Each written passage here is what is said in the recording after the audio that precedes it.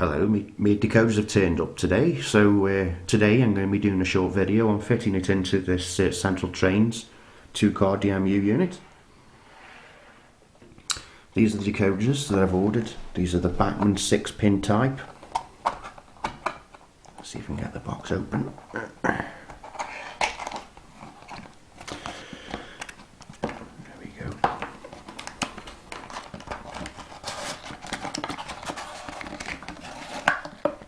It's a bit tricky with one hand.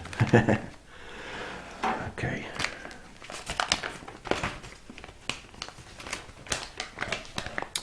Okay, there's the chip. And it's very small.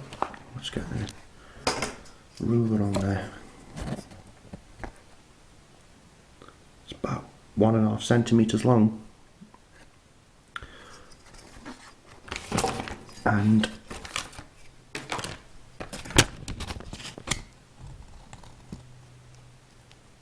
under a centimetre wide. So I think this is specifically designed for N-gauge trains. And this is just the instructions about CV programming, speed curves and all that. Got light dimming functions.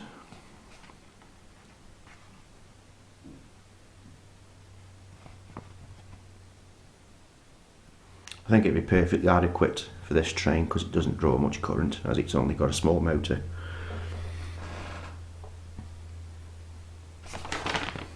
Decoder reset. Okay, that's just the mappings at the back. And my 10 centimetre LED strips have turned up as well.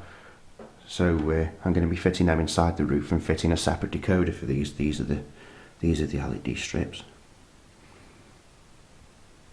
They've got 3M tape on the back, so you can just stick them down.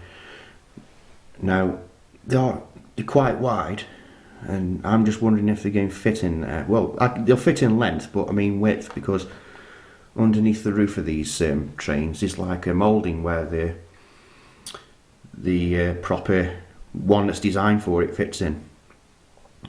So I should be able to work something out. It is the correct length anyway. It fits, it goes across the windows perfect. It'll fill all the windows up with light. And the other bonus is if I fit another decoder to this separately, I can have dimming functions, so I can dim it down anyway, which is something you can't do with the light bars. They stay on constantly. So I'd rather go this approach and fit one of these instead. So not bad. I mean, a 10 centimetre strip, it cost me about, I think it's about £1.35. And I'll post a link in the video to the place where I got them from. Okay. Now what I'm going to do is just show you how easy these are to take apart, because as I said, the roof comes off these in the previous video, and basically you just start off there, just get a fingernail underneath. You can see that just lifts off like that. It just clips off. Put that to one side, and that's where the blanking plate is.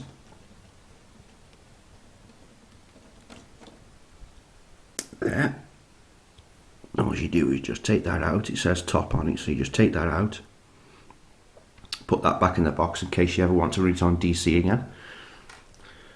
And there's the socket. You just slip the chip into there, and at the top, once it's been fitted, at the top there is room to put another decoder in if you want to have the coach lighting in as well.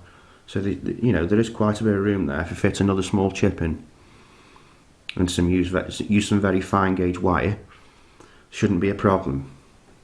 That's the socket for the light bar that I won't be using, but if you do use it, that's the socket where it plugs into. But as I say, if you do use a light bar, it stays on all the time as soon as there's current in the track, which I don't want.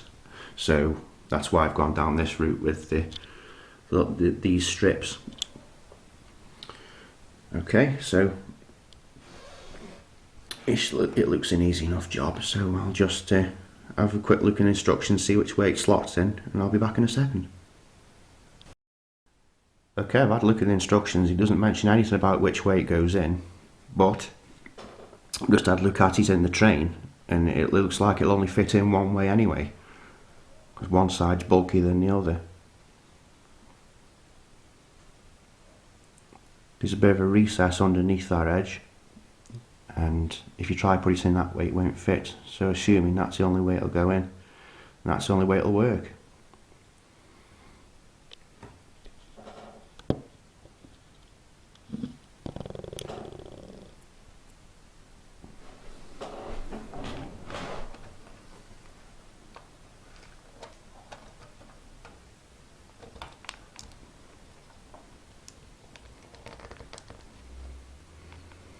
Well, that's gone in.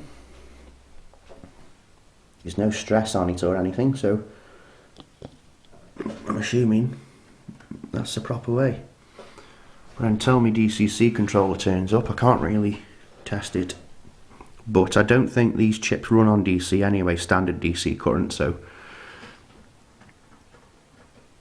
I don't think they do. But it's gone in snugly. No problems. And you'll notice when you take the lid off, by the way, on this side there's a gangway that just comes off there. There's just a gangway there, and it's got a very fine piece of wire on there. You pick that up because it's so fine. See, on a white background, see that fine piece of wire? Well, that goes there in between that black piece of plastic sticking up. What it does is it keeps the gangway straight when it's going around corners.